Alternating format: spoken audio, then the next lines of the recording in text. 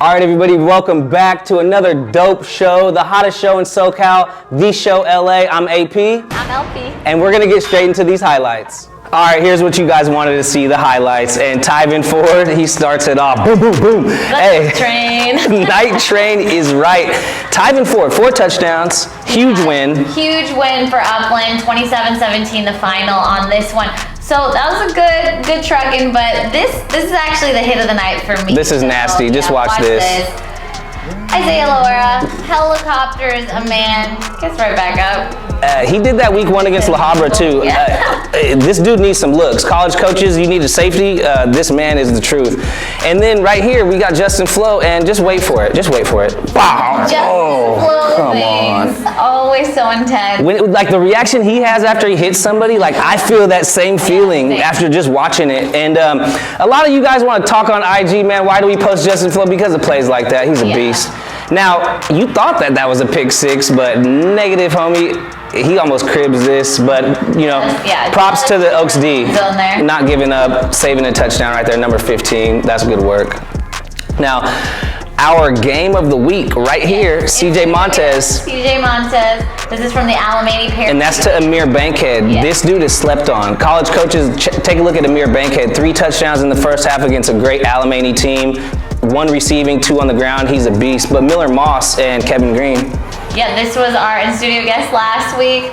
Takes it all the way. Look at that lineman. You see 54 running downfield. And DJ right there, DJ Justice, number 4, blocking downfield. Listen, if you're a receiver in high school and you want to play in college, block downfield and your chances will improve greatly. But Miller Moss, he pulled it out. They were down 34-19 in the 4th. And we had CJ Montes in studio today, and he kind of told us too that Miller Moss was able to pull off, throw a dime right before the half, and that changed the whole right here. Of the game. So Clausen drew up a beauty, and just look at the throw and catch. The toe tap, Tony, where are you at? Pop, pop. Tony toe tap. It's like some people were saying this maybe wasn't inside. It was. Nah, because you know with your boy on the camera. Like we got the footage. We'll slow it down for you so you can see. But DJ Justice, again, you know what? This dude needs some love. DJ Justice from Alemany, where are his offers? He's the truth. Stretched the defense on 2 big plays. And then Casey Clausen.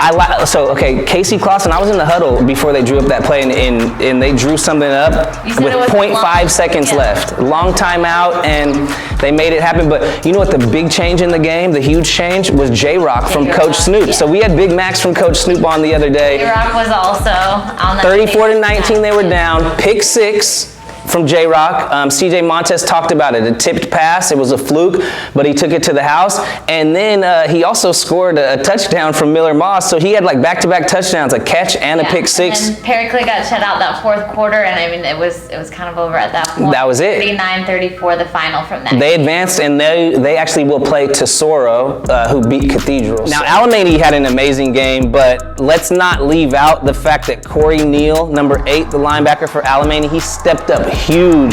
Junior Tui Alamaka, who's up for our Defensive Player of the Year, he went out with a hamstring, but Corey Neal, he put the nail in the coffin, had the game-clinching sack against an amazing player in CJ Montes. He called game. So Corey Neal, props to you, man. Number 8, senior, one of the only seniors on the Alemany defense. He needs some love.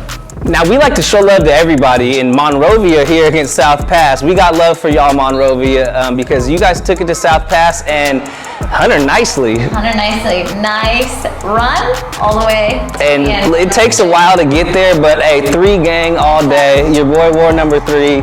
So when I see number 3s out in the field, you know, it holds a special place in my heart. I rocked it because of Allen Iverson, because that's just, you know, the era I came up in. But the offense for Monrovia was killing. This is Mario Minor, beautiful catch back in the end zone. What do we say? You got mossed. He definitely got mossed. And the celebrations are always funny, man, when somebody jumps and then falls. Props to your boy who fell right there. Another pick, INT. This is from Jacob Hernandez. So 2 turnovers there for Monrovia. Monrovia looking like they got some size on them this year. And then, you know, a little end zone jaunt right here. Was well decided. But, you know, these were some great games this week. All right, a lot of people thought that the Moore League couldn't compete with the Trinity, but Friday night, they Alma J. Gravely told you something different. Looked like the receiver ran the wrong route here. Communication is key, and Amajay, even, hobbling a little bit up the sideline, gets to the crib. And yeah, Holly actually took this game in overtime against Olu. This guy right here, Mekhi Jordan, check him out. he's got a 5th gear. Honestly, I haven't seen a player this year as explosive as him. He plays quarterback. When he turns the wheels on. But this dude just needs the ball in his hands. It seems like Long Beach probably always has one of those guys. They get a Jack Jones, they get a Deshaun Jackson, they got Mekhi Jordan. That dude is real. Cribbage, again. Yeah. They went for 2 to get into overtime, and then he calls game. Okay, Jordan. That's a wrap, Steezy, for Olu. But listen, college coaches, Mekhi Jordan, literally one of the most explosive players that I've seen in the last couple of years doing this. When this guy gets the ball in his hands, it's curtains. He's electric. He's like a Real Mitchell type when you go to explosiveness. Not sure if he's going to play QB at the next level, but put him on the field somewhere and he's going to make it happen for you. All right, this next play is from Tesoro Cathedral, and Tesoro came out on the winning end of this one on Friday night. They did. They knocked out Cathedral, Lucas Lindhoff, Chad Johnson Jr., those guys. They have a really young team, so they'll be back, but Tesoro knocked the Phantoms out of the playoffs, and they've got a tough Alemany team coming up. So a lot of insane games this week in D2, but you guys, please stay tuned. Do not go away. Do not turn your receiver. We're going to have a bunch of dope highlights at the end of the show. Trying to get you warmed up. This is a warm-up. One playoffs that are about to get started. Calisthenics, stretch it out a little bit. Stretch it out. Do some yoga, downward dog, but check it out. Dope highlights from the entire season. Right now, Division 1 is on a bye week, but check out some of the top plays from D1 from CLA Films. Hey guys, as always, we want to give a shout out to our partner, Zort Sports. You can check them out on Twitter and Instagram, right below Lindsay, Zorts_sports. Amazing, all 100% free tournament and league scheduling app. You can download the app on iPhone or Android. Look up the Zorts Sports app and schedule your next tournament or league. Super easy to use. Check it out, Zort Sports. Okay guys, so we actually couldn't decide game of the week, so we're gonna flip a coin, old-fashioned way to decide. So it's either Chaminade at Upland or Calabasas at Bosco. So AP? All right, are you gonna catch this? We'll find out right now. All right. Well, you gotta call it. Heads is Bosco. All right, heads Bosco. Tails Chaminade. Yeah. All right. Okay. All right, are you gonna catch it? You gotta actually. I guess. Dude, I'm not used to flipping a coin to somebody but myself. Try this. She put her hand out. Upland Chaminade or Bosco Calabasas. Heads is Bosco Calabasas. Tails, Upland Chaminade. All right. Put it right here. Dun dun dun. So it is heads, so I guess it is Calabasas at Bosco, our game of the week. All right, after a lengthy coin flip session, we've got our game of the week decided. It's Calabasas at Bosco. Yes, I'm a Trinity League alum, so probably a little biased in this one. Big name over on the Bosco side, Clemson commit DJ Uyangale. A lot of big names on the Bosco side. Court Williams up for our Defensive Player of the Year. You got Oregon wide receiver commit Chris Hudson, who's up for our Showstopper of the Year. Big Max, who was in studio from Coach Snoop, big old lineman. Yeah. And then Calabasas, they've got a squad. So Cal quarterback commit Jaden Casey was committed to Fresno State. That wasn't going to last. The kid had an Alabama offer. So committed to Cal now. On that side too, you've also got Jermaine Burton at receiver, LSU commit. They just knocked off Bama. Jermaine, you chose right. And then you've got Johnny Wilson, the big 6'6" wide receiver target, Oregon commit for Calabasas. And on defense, safety Larry Turner, he's an underclassman, he's a beast. And then you got LaShawn Bell, who's got 1 million sacks this year. So Calabasas is bringing in a stout team to face Bosco, and they should give Bosco a little bit of a challenge, but if the Braves turn everything up, which is playoffs time, and you know that they will. Because now they're also, everybody's a week rested, so. Drake Metcalf, the big Stanford O-line commit, that dude is one of the biggest, nastiest dudes on the field at all times. He's a leader. But Bosco, honestly, if you want my real opinion, yeah, they should roll Calabasas. Unfortunately, Seabass, your time's almost up. Hey guys, joining us is our player guest. This is CJ Montes out of Paraclete. He's their starting QB. Unfortunately, season came to an end this week, but it was a good run. How would you assess your first season at Paraclete as a starting QB? I mean, I think it was pretty good. Just started off a little slow, and then I started getting hot towards the end of the season, so yeah. CJ, you just wrapped up your first season at Paraclete.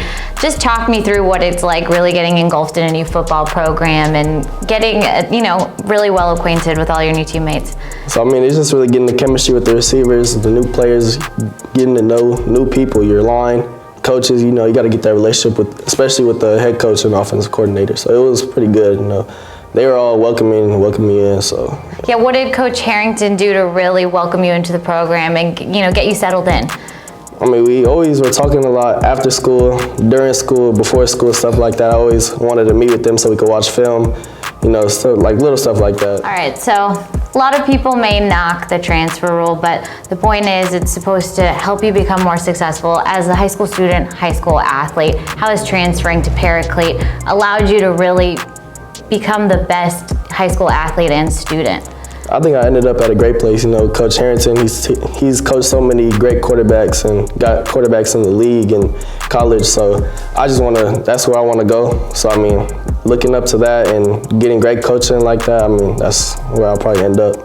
Seeing how you guys, really fought in that first playoff game and, did well this season, how excited does that make you for the one coming up, your senior year? I think it's going to be a great season, especially when we get transfers in, get some more line. I think we go undefeated. What's so special about the Paraclete program that, you've really taken to? I think it's Coach Harrington, like the way he's built up the legacy there. With Brevin White at quarterback, he went to Princeton, so I'm trying to follow footsteps like that. So, what's your relationship with Coach Harrington? I think we're like best friends almost. We think the same, we think alike, just trying to win. How would you describe his coaching style? His coaching, he's really hard on athletes. Like, he's hard on us, but he still loves us at the end of the day. So he'll get on us, but right after that, he'll compliment us something good we did. So. How does tough love help you develop as a player? I think it's been tough love ever since Coach Snoop, and even my dad before that, so I've been used to it all my life. You were talking to me and you mentioned that you do train with the quarterback's coach and your dad. Can we talk a little bit about what it's like having your dad be your trainer? My dad, I mean, he's real hard on me every day. He yells at me all the time, but it's still like that tough love, so he's going to yell at me and then compliment me like something I did good right there. Has he been your trainer pretty much since all the my get-go? life? All your life? All your life? Okay, so talk me through kind of what a typical workout is with your dad. Mondays always legs, Tuesdays upper body, Wednesdays core, and Thursdays is both. So, I mean. Is it, when you're actually training with your dad, do you think of him like your dad, or he's your trainer? I think of him more like he's just my trainer for right now, and then right after he'll be my dad. Is it hard to flip the switch, or it just kind of goes back I've been used to it, automatic? So it's good now. All right, cool. What's the hardest thing? You were kind of talking about some of the difficult things your dad does in the speed training and stuff, so talk us through some of that. What crazy stuff has he got you doing? Just the super cat. Everybody knows who goes there. The super cat is a killer. I mean, just putting all that weight and squat jumping with it. Oh my gosh, it's a killer. And talk to me about your quarterbacks coach. Is this someone that you've been with long term, and kind of what went into the decision of training with? Just Anton Clarkson. So this has been freshman year. He hit my dad up and wanted to train me, so I went out with them and fell in love with it, and that's my coach now. So. What kind of exercises and training does he have you doing that's specific, obviously, to your position? I mean, just a lot of on-the-run stuff, in the pocket. Well, it's really both, but more on the run because he knows I'm an athletic quarterback, so yeah. Cool. And what's your relationship like with him? We're real close, go out to eat sometimes like that, so just talk about the games, what happened, what's going on. That's it. How much have you grown from freshman year when you started training with him to now, fast forward? Now I think I've grown a lot. Like, I look back at my freshman tape, I'm like, wow, I could have did that throw, I could have made this, but now it's like, it's easy now. What's the biggest thing you want to work on now for your senior season coming up? I'd say more speed, I guess. Yeah. Work on my speed. Now you have some offers on the table. Yes, Are you decided in any direction? No, I'm still waiting on more to roll in. Okay. And what, for you as a student athlete, just what goes into those decisions of when you're ultimately going to pick a school? I think going places to where it makes you feel like home, and then just the coaching staff, how they coach, how many people they put in the league, and how they're going to coach you well enough to get to the next level. You mentioned Brevin and how he went to Princeton. For you as a student athlete, how much do you have to consider the Ivy League schools and the benefits you can reap from that? I mean, they always say it's not always about football. So, I mean, if you want to do business or be something else, like a lawyer, then I guess Ivy League is the place to go. Your ultimate dream, though, is to go to the league? Yes. CJ, who do you model your game after? I would say I model my game after Lamar Jackson, just running and then passing as well. So. Is that a guy that you really closely follow on Sundays, watch all his game tape? Yes, ma'am. So we wanted to ask you about SB 206 that's actually going to allow athletes in California, college athletes, to profit off their image and likeness. What are your thoughts on that as an athlete here in California? I mean, if you're a big player and you're getting everybody to go to your games, I think you should be able to get paid for that reason. Would that affect your decision at all to maybe stay in California, go to a California school in order to allow yourself to maybe benefit? Maybe a little bit, but I'm really trying to go out of California, so. Okay, your brother played at SMU. What's your relationship like with head coach there? And is that a program maybe you would want to be a part of? I don't think so. I mean, I didn't really talk to the head coach. I don't really follow SMU football after my brother left, so I mean, it's kind of whatever. Did you grow up going to a lot of the games because your brother played there? Kind of what's your fondest memories of that? I mean, I just remember my brother out there balling, just getting picks and knocking the ball down. It was crazy. It's in that college atmosphere. So. 8-year difference between you and your brother, right? So you were there. You were a little kid when you were going to all those games. What's it like just being in that college atmosphere? It's crazy. Everybody going crazy. One time it was real cold, snow everywhere. I was like, oh my gosh. But it's crazy growing up and like, I'm going to play here one day. So like that type of mentality. Awesome. So we wanted to talk game specifics about the Alemany game from this past Friday. Close one. You guys were up big at the half. Just tell me what went right, what went wrong in that game for you guys. I think offense was on the roll. Our offense was on the roll, but I mean, halftime, they went Hail Mary, just threw it up in the end zone, and they caught it, so that gave them some momentum. When we came out, we got ball first, we scored, and then they scored, and then we came out again. We had my running back wide open in the, just running. I threw it to him. The DN jumps up and bats it up, and then J-Rock comes out of nowhere, catches it, and takes it to the crib, so that went wrong. And then after that, it was just kind of over. I mean, they had all the momentum and they couldn't be stopped. So. Do you think you guys just kind of ran out of gas in the fourth quarter because you guys ended up not being able to score then, right? No, I don't think we ran out of gas. I think it was like everybody was kind of just like nervous. Like, I don't know why, but they were just nervous. And defense, we had some mental mistakes out there too. So, I mean, it was just kind of, I don't know, it went bad at the end. What's the conversation like in the locker room afterwards? Just how you're going to bounce back and, starting the next season? The seniors are kind of sad because, they didn't want to go out like that, especially first round. This is the last high school game. But, for us juniors and underclassmen, I think we were just like, that gave us fuel, we didn't want to go out like that next year, so we were just ready to get on and go undefeated. Seeing what this team could do this season, how much expectations do you have for the next one? Next season, I don't know. That's big expectations from a lot of people, especially out there in the desert, so, yeah. Because you guys sounds like you left hungry. Yeah, hungry, hungry. I need love. This is CJ Montes, quarterback at Paraclete High School. This is the I Need Love segment, and I'm about to show these players who need some love. So I'm gonna start off with Nick White, number 3, safety and receiver at Paraclete High School. He's been making big plays, big catches, big hits against big time players like Chaminade and Alemany.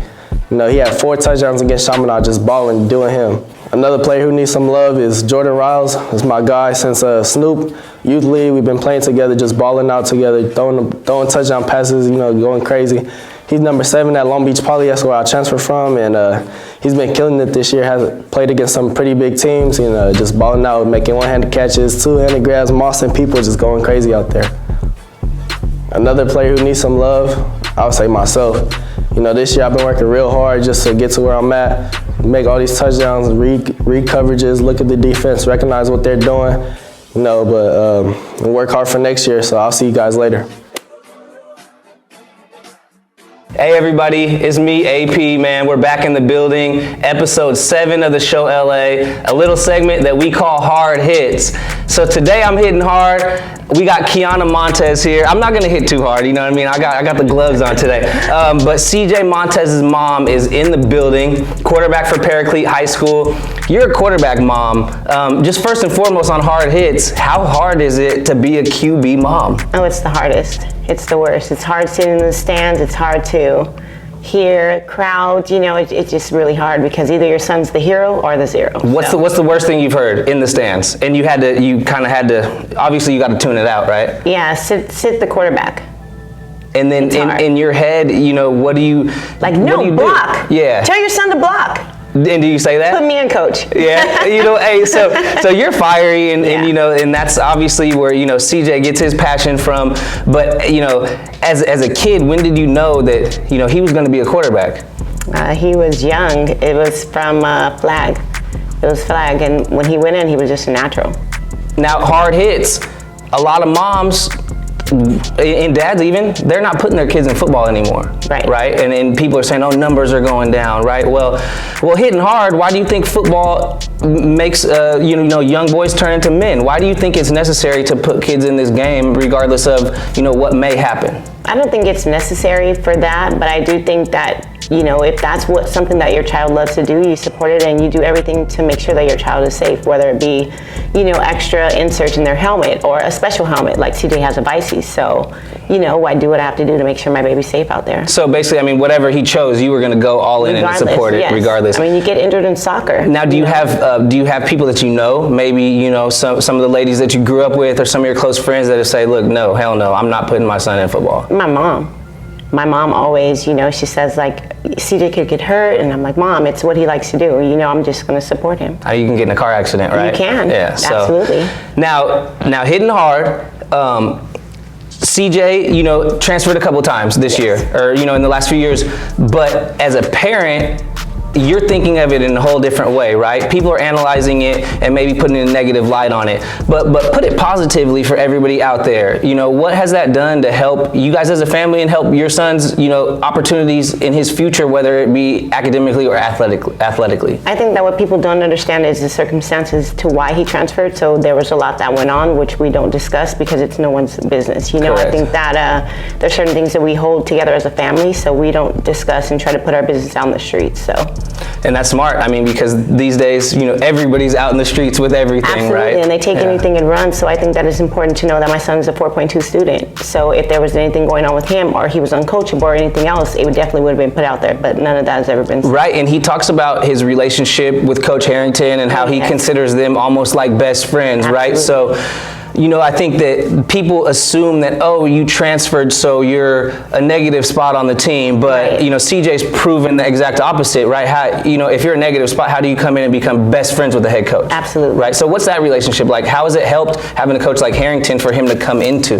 I think that it's really a positive relationship because CJ is he likes to learn. So I see that him and Coach Harrington on the side and they're kind of like analyzing this and that, and I'm just looking at CJ and that's what he needs. That's the kind of coach he needs. Someone who could teach him, you know, the ins and outs of football, not just throw the ball here. Right. It's very different for a quarterback. Now, there's a lot of, you know, people out there that talk about transfers, and, you know, there's groups, you know, Facebook groups, Twitter groups, this, that, where people, you know, they like to run it, right? So what would you say about some of those people who say, oh, they only win because they have transfers? You know, how would you address that? I think that's almost any school right now. And I think that, you know, a lot of kids are transferring from here to there and are traveling or being bused here, but it's only certain kids that you hear about, if you notice. Right. So.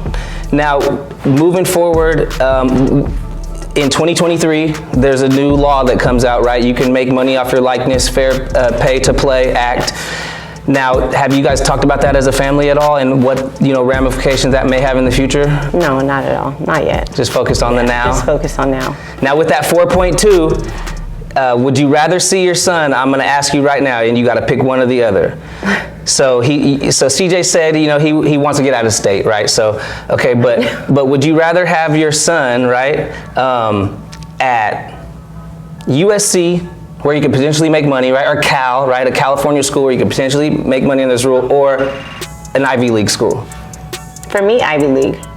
Definitely Ivy League, for sure.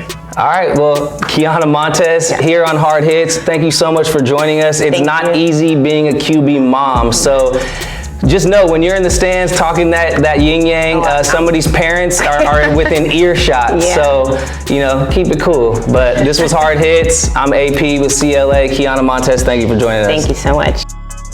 All right, we're back in the building, episode 7, and we got a special guest today, Danny Chavez. Hey, what it do, man? To my right, to your left, man, this is the guy from Mamba Sports Academy, handles all their social media. He's pretty much like the AP of CLA, but for Mamba, right? So Danny does all of it. And the coolest thing is, you guys, he gets to hang around with the dopest athletes in the world.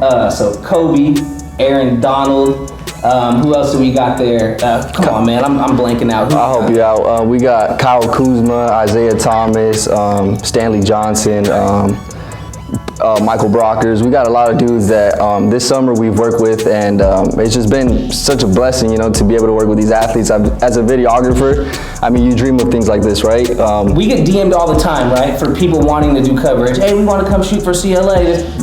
We're covering high school kids. You know what I mean? Right. Like, I'm sure you got guys banging your line. You're shooting NBA players. You're shooting the Legends All-Star game with Quavo on the court. You know, Jamie Foxx is working out and hooping out at Mamba, man. I mean, talk about that. You're the video guy. You're the dude behind the lens, man. Yeah, man, it's crazy. It's crazy. It's unreal. Till this day, I mean, I come home and I'm just like, man, I just got the opportunity to be with Kobe Bryant. It's just a huge blessing. And to work with these athletes is just unreal because you learn a lot from them too, as you know, they're practicing or whatever it is.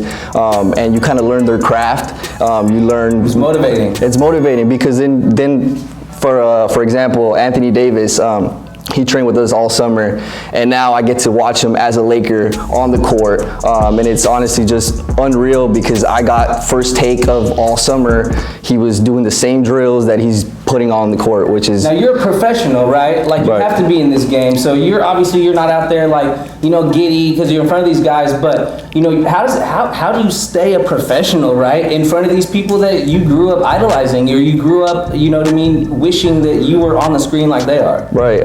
The fanboy definitely leaves. I definitely just kind of flip a switch where it's like, this is my job. This is, you know, I have to be professional about it.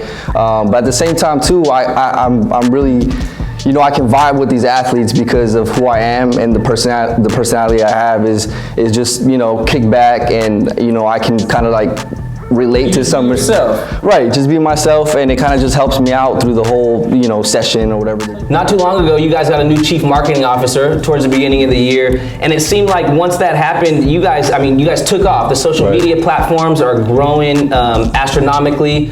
What has T been doing, T Twersky, the new chief marketing officer, what has he been doing to make sure that he's utilizing his connections to put Mamba more at the forefront? Because it really seems like in the last 4 or 5 months, you guys just took off. Yeah, we definitely took off, and T coming on to the team, it was like just a huge blessing for us because he knows so many people, and he has built all these relationships throughout the years. Did he come from Slam Magazine? Slam Magazine, Stan Sox. So he has all these connections that, you know, have really helped us, you know, become even bigger in the social media world. We've been on Bleacher Report, we've been on Sports Center, we've been on all types of social media outlets where it's like, we went from 40K to 172K followers in the last 4 to 5 months, which is unreal growth, especially for, you know, someone who manages the social media. You're a hardworking guy, man. From your IG story, I mean, this man to my right, man, he motivates me. So I make it out like once a week to work out with this man because I watched his IG story, and he's at the gym every morning at 5 a.m. So hardworking dude when it comes to business.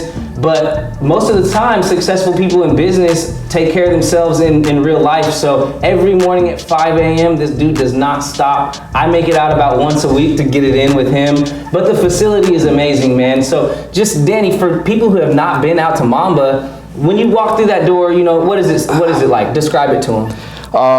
I mean, the way I describe it to clients and just people who come for tours and stuff, it's Disneyland it's Disneyland for athletes, right? So you walk in, we have the recovery room to the left, the smoothie bar to the right, and then you just see 5 huge basketball courts with a huge sand pit.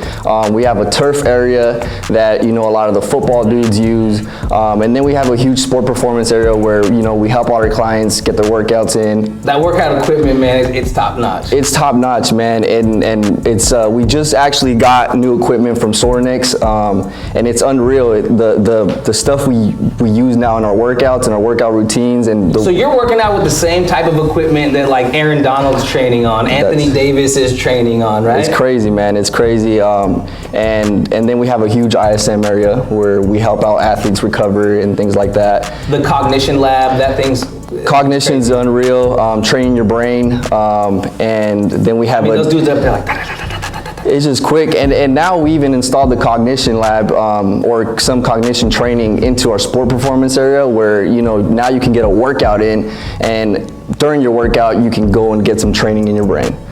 So it's top-notch stuff, and we also have esports, which is, you know, for gamers and even a lot of athletes nowadays. Now, say a parent, right, wants to sign their kid up, right, and come out and work out at Mamba. Tell them what they got to do. You just gotta come in. Your first session's free when it comes to working out. Come in. We're open to everybody. We just want people to come out and experience Mamba, which is that's all we want. Now you guys run camps.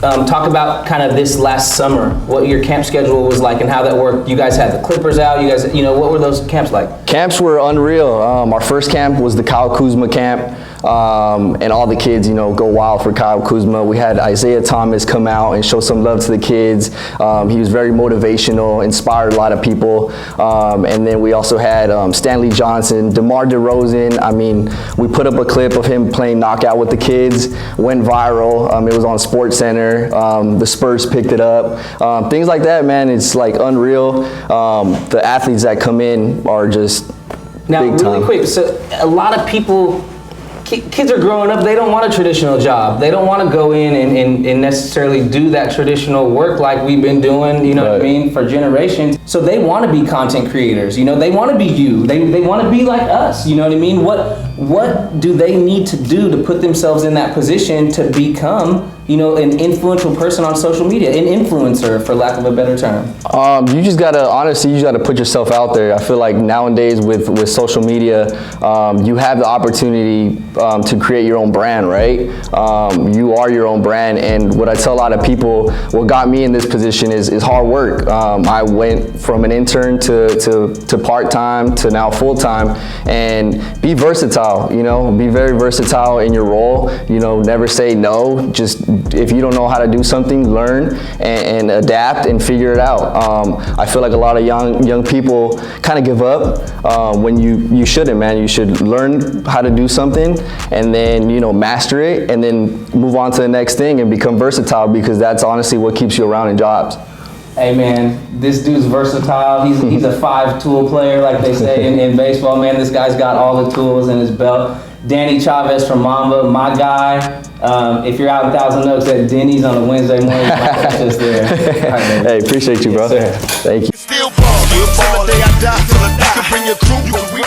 All right, y'all. You're about to find out who's still balling. This is AP. I'm like Jay-Z, baby. I need one take. So we got 3 players that we're going to give a lot of highlights from that we've covered in high school and that are balling in college. So first and foremost, from D. Boone's old school, Miles Reed, running back at Hawaii, 124 yards rushing and a huge win over San Jose State. Got in the zone twice. Miles Reed from Centennial, you're still balling. Next up, Devin Monster. This guy was at UCLA, left, now he's at Cal, hails from Tesoro High School, who actually beat Cathedral last week. Devin Monster, 16 for 24, 230 yards passing for Cal to win over Washington State, 3 tubs. Devin Monster, you're still balling. Last but very not least on this list, we've got the man who eats dirty consistently, Amon-Ra St. Brown, USC, huge game. This man had about 140 receiving in the first quarter quarter alone, but the dude went 8 catches, 173 yards, and a tub with a 95-yard catch. Amon-Ra St. Brown from Mater Dei. You were balling then, and you're balling now. These dudes are still balling. I'm AP. All I need is one take. Peace. All right, guys, this is huge. We have to announce our finalists for the CLA End of the Year Awards. We have Coach of the Year Awards, Player of the Year Awards, and AP is going to run through them all for us. So this is our first year, so you definitely want to be a finalist for one of these categories. The CLA Awards through the Show LA. We've got Offensive Player of the Year, Defensive, Coach of the Year, and the category that you all want to be in is Showstopper. So let's run it down right now. You think I got this in one take? I'm going to test you. All right, so offense. We've got 5 finalists for our Player of the Year. DJ Uyunglele from Bosco, Bryce Young from Mater Dei. We've got Gary Bryant, wide receiver from Corona Centennial. We've got CJ Stroud on the list. This dude is definitely a beast. And we had him in studio last week, our 5th finalist, Gunslinger Miller Moss, 2021 quarterback. From Alemany. Alemany. And then now on the defensive side, we've got some ballers. So you guys already know this man. He needs no introduction. They call him Heem. That's H-E-E-M. Justin Flo, Upland linebacker. #1 on our list right now. But we've got some great defensive players on there too. DB Clark Phillips, Ohio State commit from La Habra. They actually beat Upland in week 1. So Clark, you got one up on Justin there. We got Court Williams, another Ohio State commit, safety from Bosco. So you got 2 of the top players in the land going to Ohio State, man. They're doing something right over there. And then we've got Rajon Davis from Mater Dei, the DB on the other side, and the linebacker on that side. And then we've got Jaden Genova, number 10 for Jay Sarah. I mean, this dude's been all over the field this year, definitely leading that defense. So there's your 5 finalists for the defensive side. Now, Coach of the Year. All right. We got Jason Negro from Bosco, Bruce Rollinson from Mater Dei, Steve Haggerty from Amat. We got Casey Clausen from Alemany, and you know who else we got? Last but not least, Centennial head coach Matt Logan. So those are our 5 finalists right there for Coach of the Year. Now, Showstopper of the Year. This is my favorite category. So these are basically everybody putting up those crazy highlights. Crazy plays. Like, these are the playmakers. It's like the dudes. So first and foremost, Silas Bolden from Rancho Cucamonga. This dude is an absolute machine. He's the younger brother of Victor Bolden, NFL player. He's been watching all his games. We were at the Upland game last week. He's definitely a supporter. Cheering him on. Current free agent, but Vic Bolden, man, he's one of the baddest that we've seen do it in high school. Now, another showstopper, DJ Harvey out of Sierra Canyon. They're still in the playoffs. They call this man Pop. He makes plays all over the field. Definitely a baller. Chris Hudson, up for our Showstopper of the Year, receiver from St. John Bosco. He's definitely a beast. We've got Makai Jordan, that dude for Long Beach Poly. Yeah, I mean, you saw him in our highlights. Just turns the wheels on like crazy. He's so fast. Now, there's one guy on this list for Showstopper of the Year that is the only person that made 2 different lists. He's also up for Defensive Player of the Year. Justin Flo is up for our Showstopper of the Year because, I mean, have you seen him play offense? People don't want to tackle him, so they give him the ball. You don't want to tackle him nor be tackled by him. You just kind of want to avoid him on the field. You're a showstopper.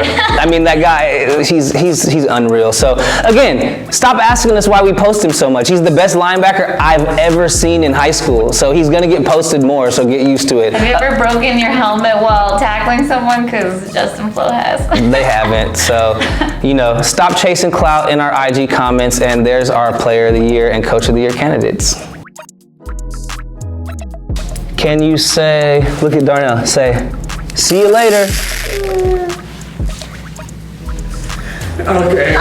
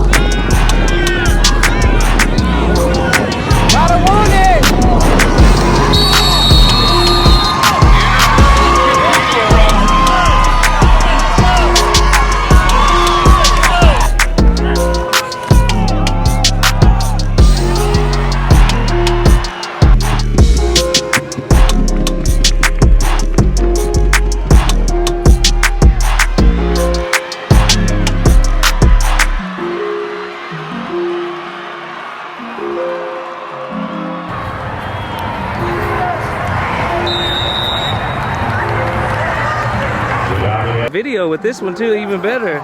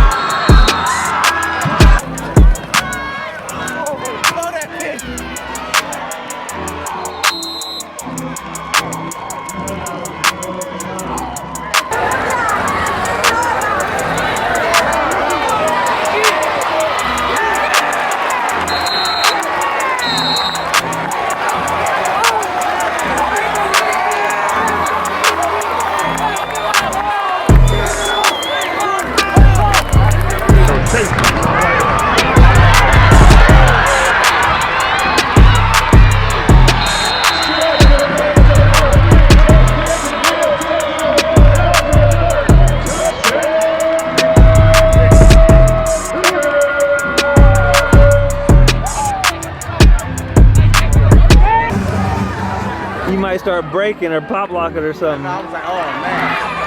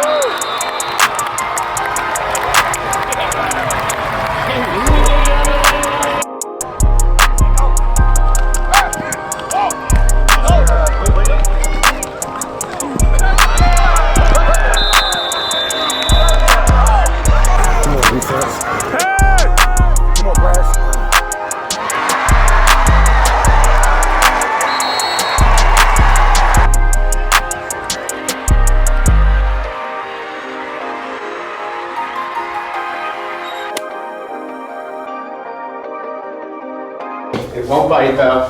It won't bite? Maybe. Whoa, hold on. Around for it. Just describe whatever you feel. Wait. Yeah, this hole's on the side. You can just put your hands through. Wait. Let him feel for it. Oh, hold up. What is it? What is it? It's a breath. Wait. Oh, I know what this is. Oh, it's one of those things, bro. What is it, like nails? Oh, it's like the thing, I don't know, like you put your hand in it and then, I don't know, it's like, and then it leaves your mark. Prickly. That's the word. So you know how like you can put your hand here and then it has like the shape of your hand left? You put your hand on here and it's the handprint. The handprint. Literally not everyone.